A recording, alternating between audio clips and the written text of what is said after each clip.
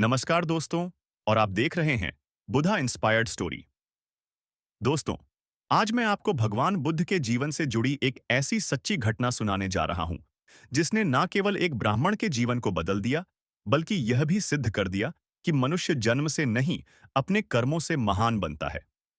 यह घटना उन दिनों की है जब भगवान बुद्ध उत्तर भारत के श्रावस्ती नगर में निवास कर रहे थे और वहां के लोगों को धर्म, करुणा और ज्ञान का उपदेश दे रहे थे। तो दोस्तों, वीडियो में आगे बढ़ने से पहले आपसे एक छोटी सी रिक्वेस्ट है। अगर अभी तक आपने हमारे चैनल को सब्सक्राइब नहीं किया है, तो कृपया चैनल को सब्सक्राइब करके घंटी के आइकन को दबाकर सिलेक्ट कराएं, ताकि अगली वीडियो का नोटिफिकेशन सबसे पहले आपको मिले। और पूरी वीडियो देखने के बाद अगर वीडियो पसंद आए तो लाइक जरूर से कर दीजिएगा। तो चलिए कहानी शुरू करते हैं। श्रावस्ती नगर प्राचीन भारत के महान नगरों में से एक था। यहाँ एक अग्निहोत्री ब्राह्मण निवास करता था, जिनका नाम था अग्नि भारद्वाज।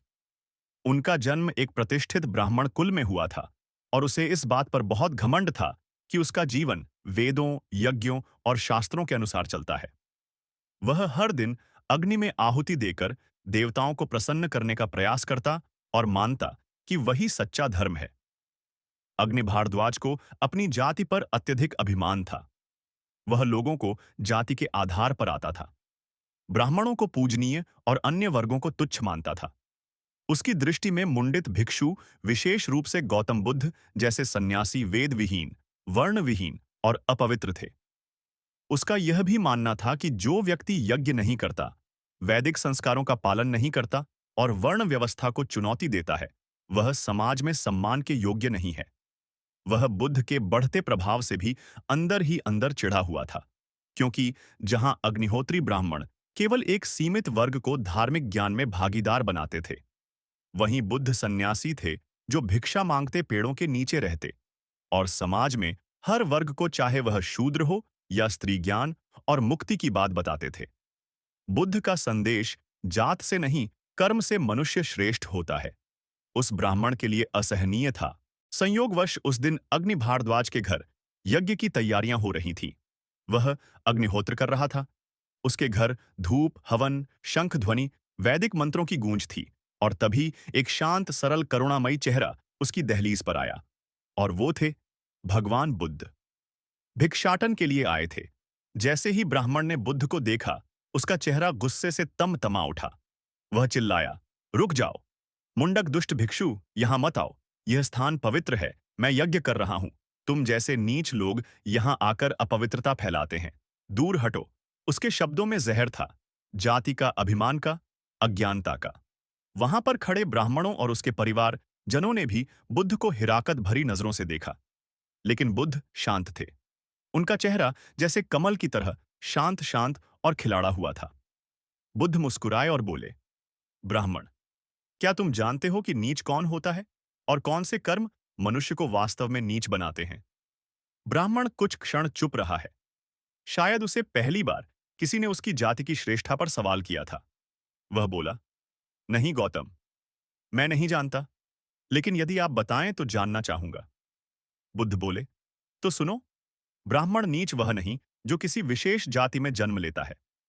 नीच वह होता है जो क्रोधी है, द्वेष पालता है, दूसरों की अच्छाइयों को नकारता है, वह नीच है। जो जीवों की हत्या करता है, करुणा रहित है, वह नीच है। जो गांव नगरों को जलाता है, अत्याचार करता है, वह नीच है। चोरी करता है, दूसरों की संपत्ति को लूटता है, वह नीच है। जो झूठ बोलता है, गवाही में धोखा देता है, वह नीच है।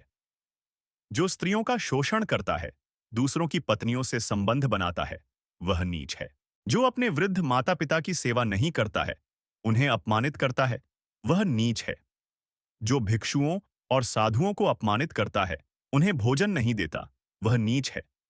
जो अज्ञान के अंधकार में अहंकार से भर जाता है, वह भी नीच है। जो ज्ञानी नहीं होकर भी ज्ञान का ढोंग करता है, वह सबसे बड़ा नीच है। बुद्ध बोले, ब्राह्मण, कोई भी व्यक्ति जन्म से नीच नहीं होता, कोई भी जन्म से महान नहीं होता। मनुष्य अपने कर्मों से नीच बनता है और अपने कर्मों से ही श्रेष्ठ बनता है। बुद्ध के शब्द वज्र की तरह ब्राह्मण के अभिमान पर गिरे।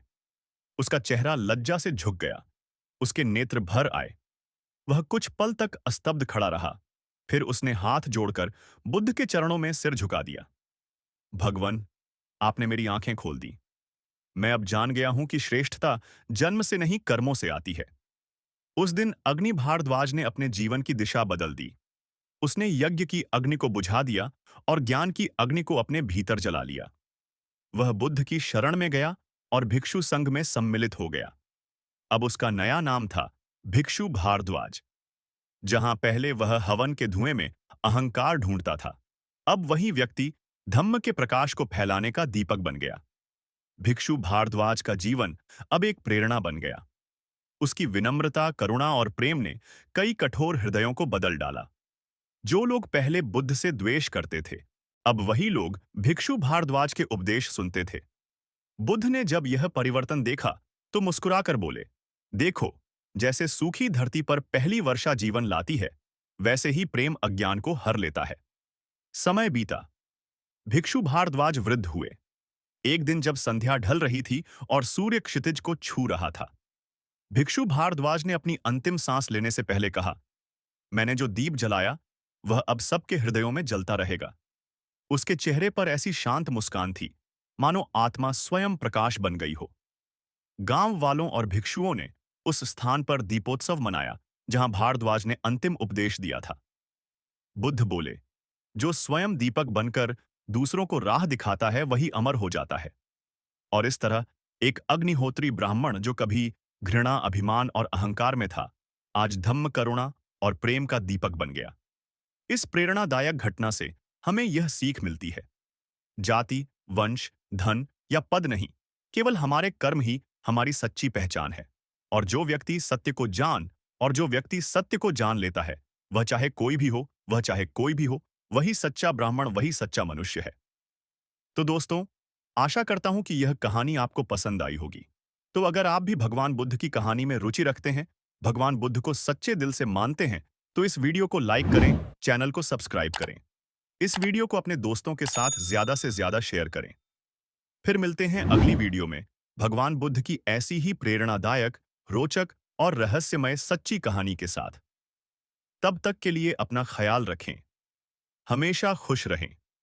हमारे साथ वीडियो में अंत तक बने रहने के लिए धन्यवाद। नमो बुद्धाय।